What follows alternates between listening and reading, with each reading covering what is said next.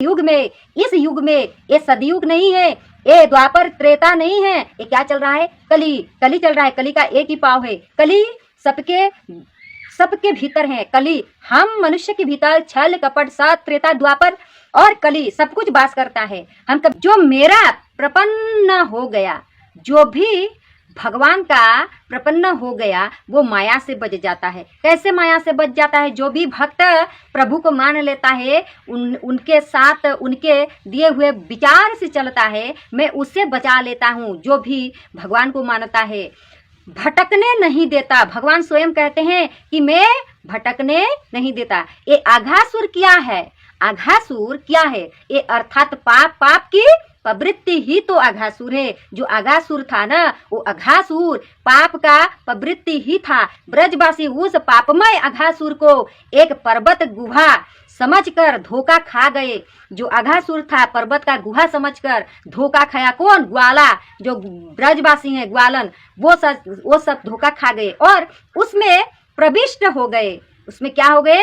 प्रविष्ट हो गए। उसी प्रकार कभी कभी भक्त प्रमादश पाप की प्रवृत्ति को पहचाने बिना उधर प्रवृत्ति हो जाते हैं। माया इतनी बलवत्ती है कि धोखा दे देती है। माया इतनी बलवत्ती होती है, इतनी बलवान होती है ना, कि लोगों को, मनुष्य को धोखा ही दे देती है। हमेशा ही देखना, इतना बलवत्ती है माया।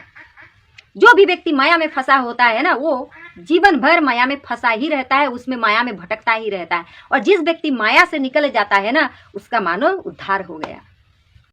तो सिर्फ माया से निकलने से आपका उद्धार कभी नहीं होगा। आपको निकलकर भगवान का भक्ति करना है, भगवान का बातें सुनना है, भगवान क्या रास्ता दिखाए उस रास्ते पर आपको चलना है, तभी जाकर आप माया से निकल सकते हैं। माया में कभी भटक नहीं सकते हैं आप।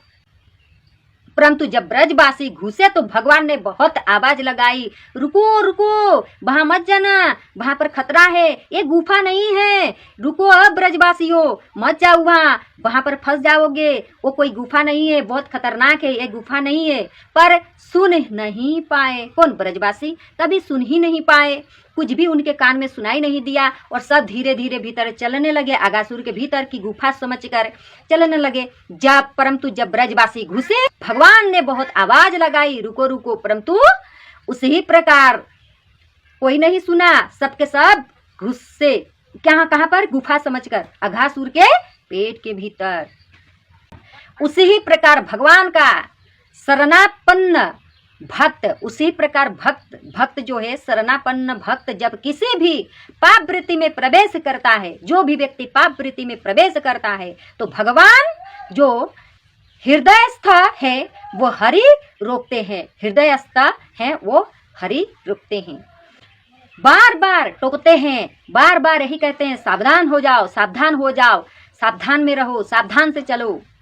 सावधान करते हैं भगवान आपको, इधर मत जाओ खतरा है, उधर मत चलो खतरा है, ऐसा मत करो। परंतु हम लोग उस आवाज को क्या करते हैं? हम लोग प्रभु का जो हमें कहते हैं कि उधर मत जाओ, उधर गुफा है, उधर मत जाओ, वो कोई अच्छा रास्ता नहीं है, वो कार्य मत करो, वो कर्म मत करो, अच्छा नहीं है। परंतु हम क्या करते हैं? भगवान का एक भी नहीं सुनते। हम क्या करते हैं? तब हम उस बात को हम दबा देते हैं, दबाकर, ऐसे दबाकर रख देते हैं।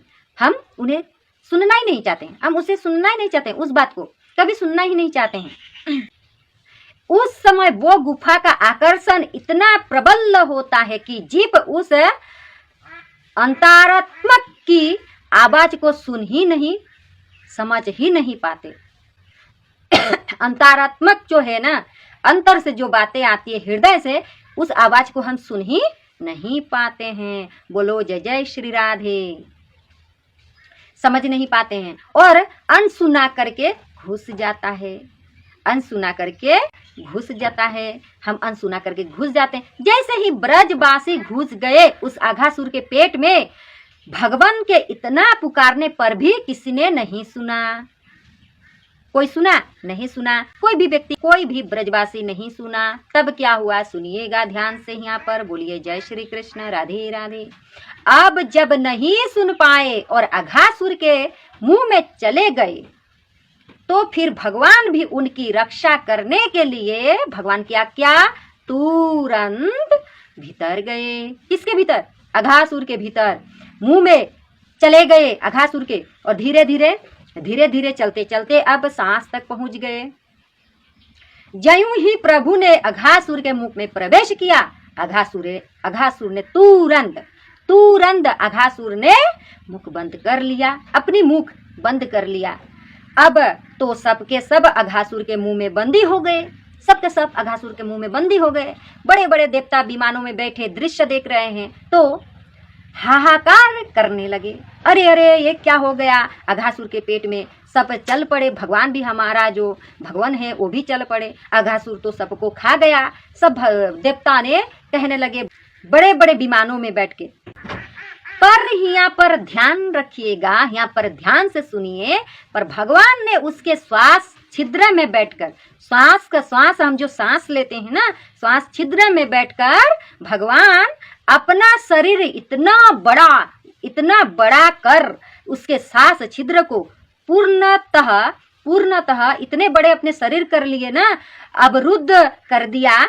अवरुद्ध करने के बाद अघासुर बिना श्वास के छटपटाने लगे। अब देखिए आपके गले में कुछ फंस जाता है, कुछ भी फंस जाता है तो हमें कितनी दिक्कत होती है सांस लेने में ना। तो उस सांस के छिद्र में अगर बैठ के अघासुर का सांस अगर रोक देते हैं, ऐसे ही अघासुर छटपटाने लग ही जाएगा। थोड़ी देर तड़फा और फिर बहुत तड़पा, फिर भी उसका ब्रह्म रत्न फट गया। हर व्यक्ति के भीतर ब्रह्म रत्न होता है, फट गया, वो फट जाता है ना तो मनुष्य मर जाता है। ब्रह्म रत्न फट गया और उसी छिद्र से भगवान सारे ब्रजवासियों को निकाल कर बाहर ले आए, सारे ब्रजवासियों को निकाल लाए। अमृतमय दृश्य से देखा तो सबके सब सोते हुए से जागकर खड़े हो गए। अघासुर के शरीर से एक तेज पुंज निकला जो भगवान के चरण कमलों में विलीन हो गया, भगवान के चरण कमलों में विलीन हो गया। भगवान ने ब्रजवासियों की रक्षा करी, अघासुर का उद्धार किया। देखिए यहाँ पर ब्रजवासियों की रक्षा भगवान ने किया और अघासुर जो था उसका उद्धार भी हुआ। देखिए उद्धार भी हुआ और अघासुर भी उद्धार हो गया। इसमें क्या संदेश है? देखिए जो भगवान का नाम लेकर मरता है जो भी व्यक्ति, वो तर जाता है, और जो भगवान को पेट में ही बैठा करके मरा है वो क्या नरक में जा सकता है? कभी नहीं जा सकता है। स्वयं भगवान को पेट में बैठा कर मरा है। तो देखिए पापी को भी भगवान पार करते हैं, पापी को भी भगवान उद्धार करते हैं, भक्त को भी भगवान उद्धार ही करते हैं। जय श्रीमन नारायण, राधे राधे, प्रणाम। हरे कृष्ण हरे राम। बोलिए सत्य सनातन धर्म की जय हो। ये है हमारा कृष्ण भगवान की कथा।